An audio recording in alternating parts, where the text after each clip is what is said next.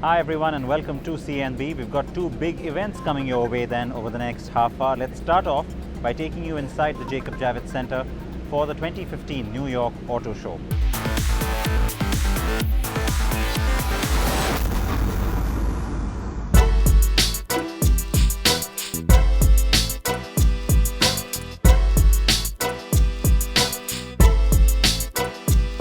The most significant debut at the New York show is undoubtedly the Jaguar XF. Jaguar says it's now a more focused product as the XE now plays the role of the entry car for the brand. The first generation of the XF sold 260,000 units between 2007 and 2014. But with this new car, Jaguar says it has even bigger plans. Remember, the entry to the Jaguar brand is now the XE sedan, which is the younger sibling of this car, and which means that the XF can play a little bit of a meteor role, which also explains why it's gotten bigger.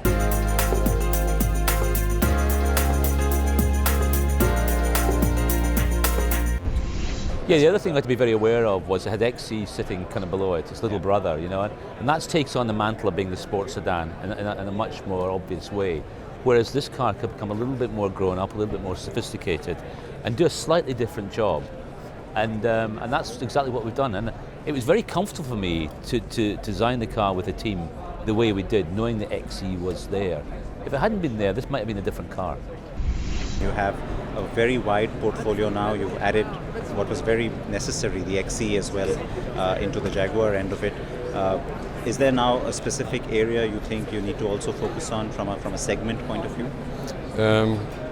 We have indeed expanded our product portfolio vertically and horizontally up to a certain degree, but in comparison to the very big car companies who sell millions of cars, we are still a very, very small company and deliver special vehicles to very special customers. Overall in the automotive business, there's only one element of importance. It's product, and it's product. And therefore we have to make sure that all elements of this car or modules of the car are really state of the art. More fuel efficient, but also more performance oriented and more powerful. Better looking, better driving. And that's our focus completely. Nothing else is important than just delivering the better product.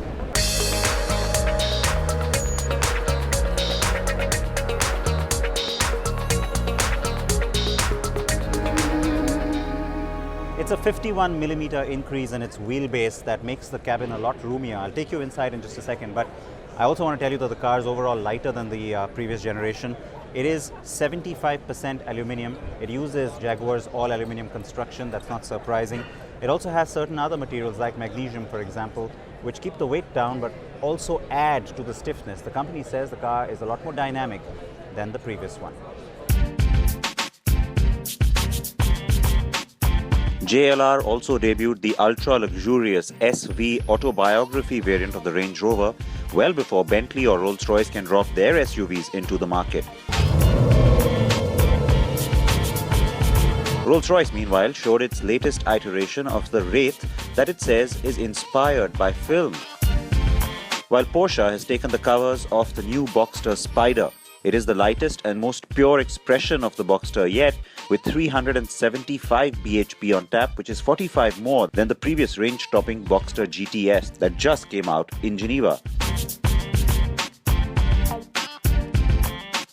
McLaren unveiled its much-anticipated 570S, which many are simply calling the cheaper 650S.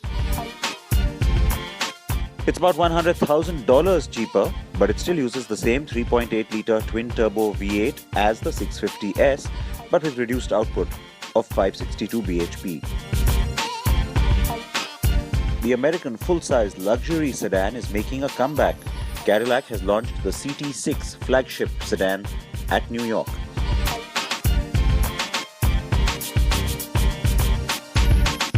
It's a brand new flagship for Cadillac, the CT6. CT6, that is Cadillac Touring 6, and of course, as the name suggests, it's powered by a 3-litre twin-turbo V6 that puts out 400 horses. But the larger point here is that as a brand, this kind of a flagship full-size sedan has been missing for some time from its range, and when you think about the kind of success that these brands want in markets like China, well then you have to have a car like this. Still irrelevant from our market point of view, but don't forget that it's something that GM will continue to consider when it comes to India, the brand itself, and then perhaps cars like this one too.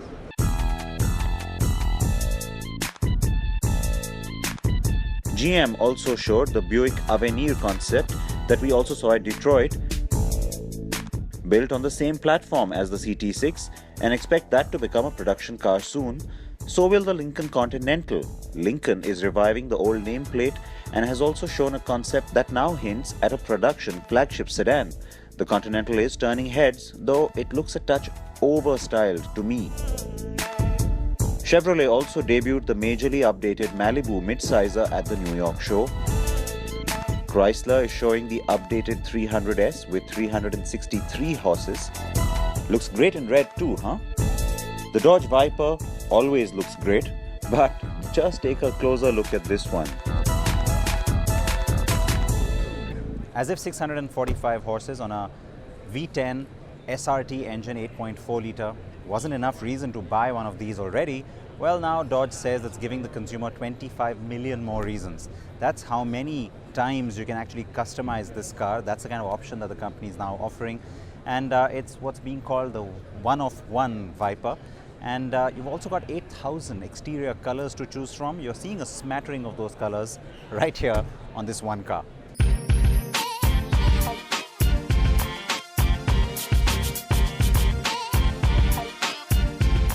Ford's Shelby GT350 variant of the Mustang is its most powerful. 5.2-litre V8 with 500 horses, a 6-speed manual and a torsion rear differential. Standard. Toyota is showing an updated version of its FT1 concept sports car, first seen in Detroit in 2014, and its Mirai fuel cell and weird FV2 mobility concept are also getting lots of attention. I still think this red sporty version is how our Indian Corolla should also look, instead of the chromey affair that we have. Another car I'd love to see along with the brand too is the Mazda CX-3 compact SUV.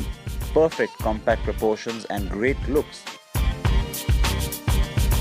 Rival Honda has shown the prelude to the 10th generation of the Civic in a shocking neon green.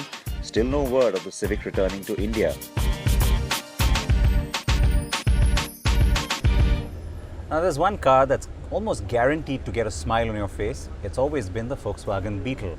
Well, here in New York, the company is giving you 4 new reasons to smile.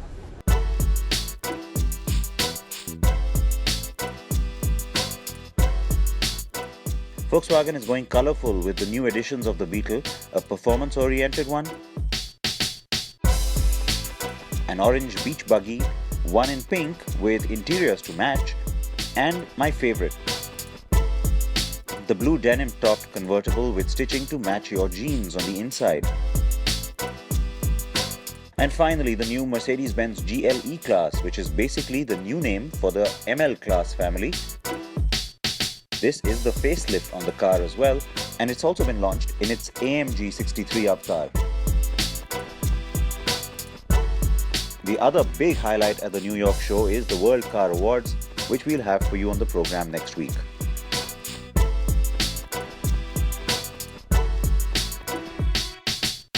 Now here's a car you know, it's the X3 SUV. We've also taken you to its production plant, remember?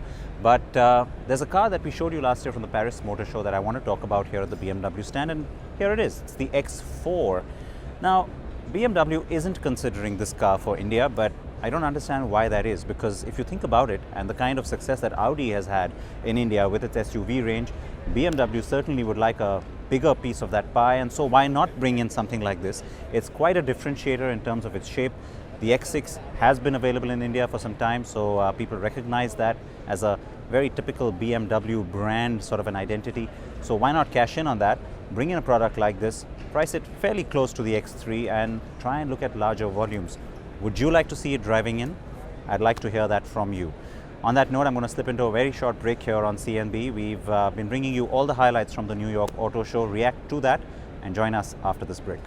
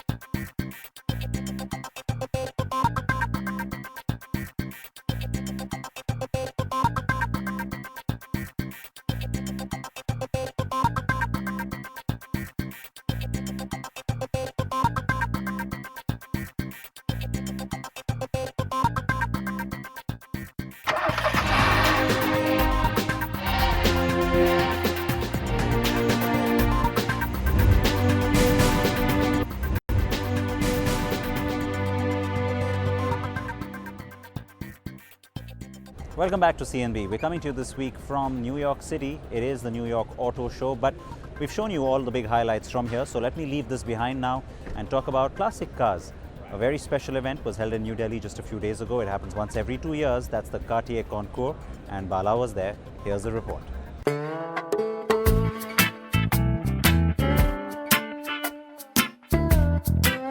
A vintage show that every Indian royal patron and noted private collector vies to be part of. The fourth edition of the Cartier Concours d'Elegance attracts the creme de la creme of classic cars and bikes, from the large stables of the Maharajas to the smaller vintage garages across India.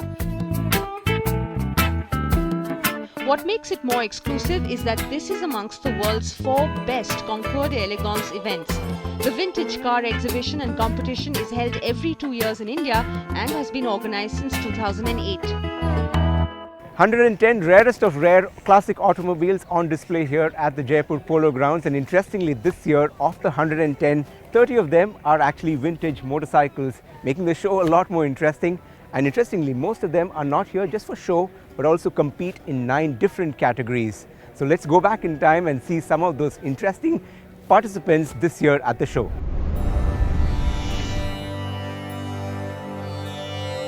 Preparing a car for entry to a concours is not taken lightly. We're in Jodhpur, at the home of the royal family here, known for incredible and impressive fleets of classic cars.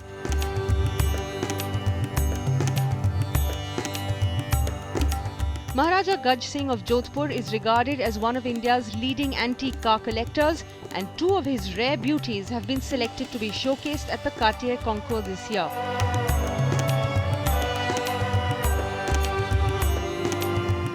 Each vehicle goes through a detailed inspection by automobile historian and restorer John Faisal before it can be sent for the event.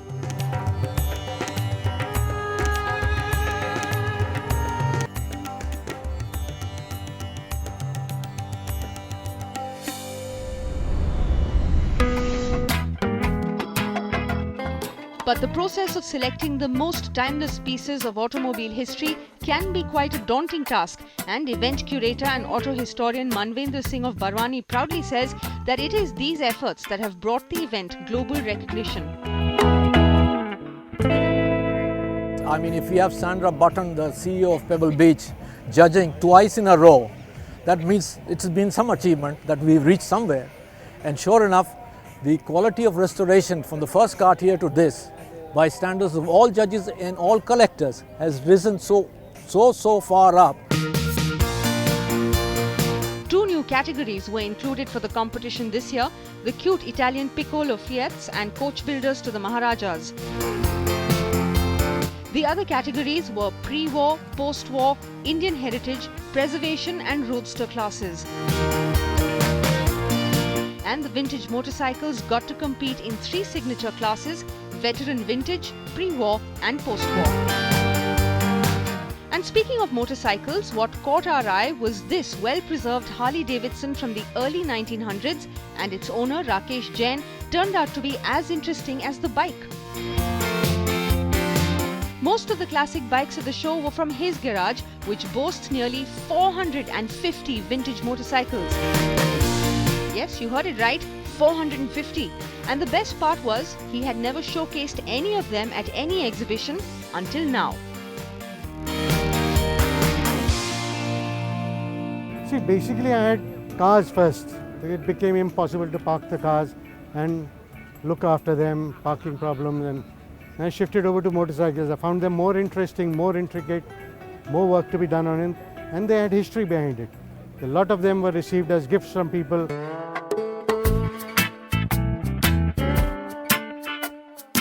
Judging these classic beauties was quite a task, but this year there were some big names in the 2015 Cartier Concours jury. Some of them were Chief Judge His Royal Highness Prince Michael of Kent,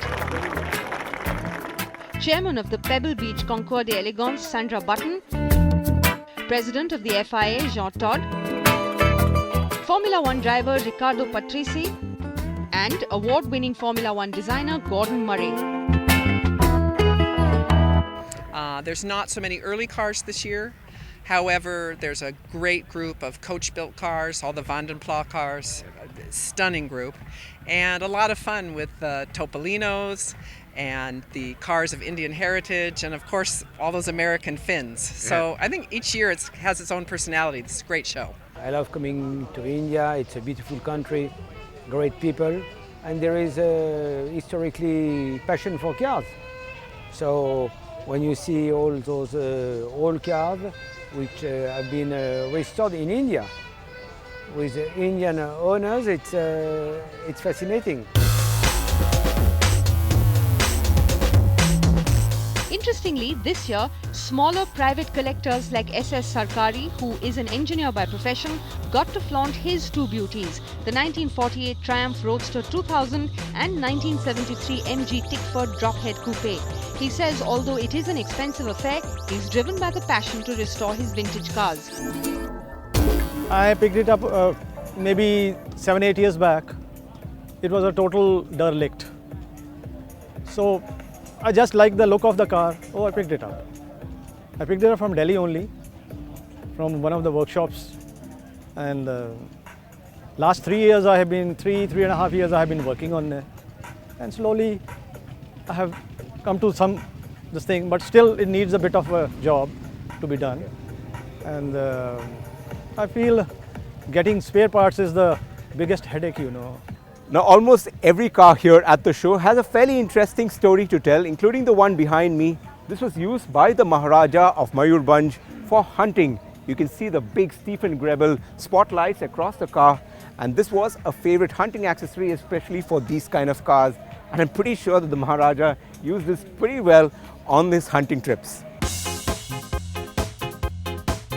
But car collectors are worried by the recent order by the National Green Tribunal not allowing the plying of vintage cars on Delhi roads.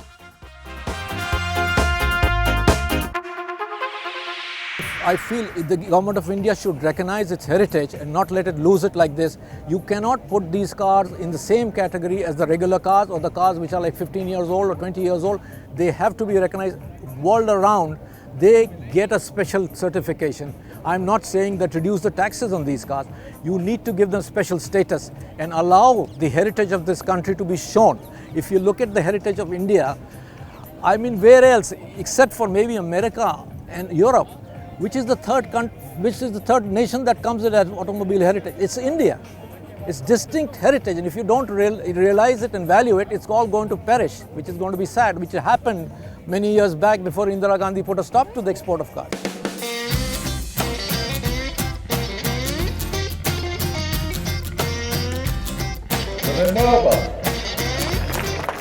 The best car of the show title went to the 1933 Minerva AL 40 HP, owned by renowned collector Diljit Titus. And the best motorcycle of the show was the 1936 Royal Enfield 500cc, owned by Parvinder Singh.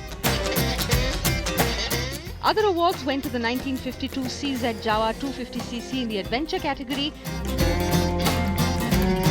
and the 1920 Moon Model 642, owned by Srivardhan Kanoria, was awarded the Special Resurrection Cup for managing to get the classic car back on its wheels from scratch.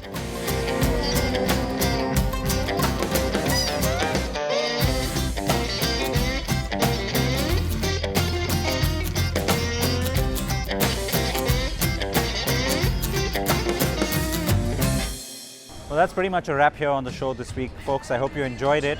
We had two significant events, like I said at the start, the New York Auto Show as well as the Cartier Concours back in New Delhi. And what's nice about the auto show here is that a lot of the visitors get to do some of the experiential stuff here with Jeep. You got Toyota doing something with the Camry as well, so it keeps things a little bit interesting. You enjoyed this show from the Big Apple? Well, you got to tell me that, and you know how you can do that. Reach me on Twitter or Facebook. I will see you next week. Please wear your seatbelts, wear your helmets.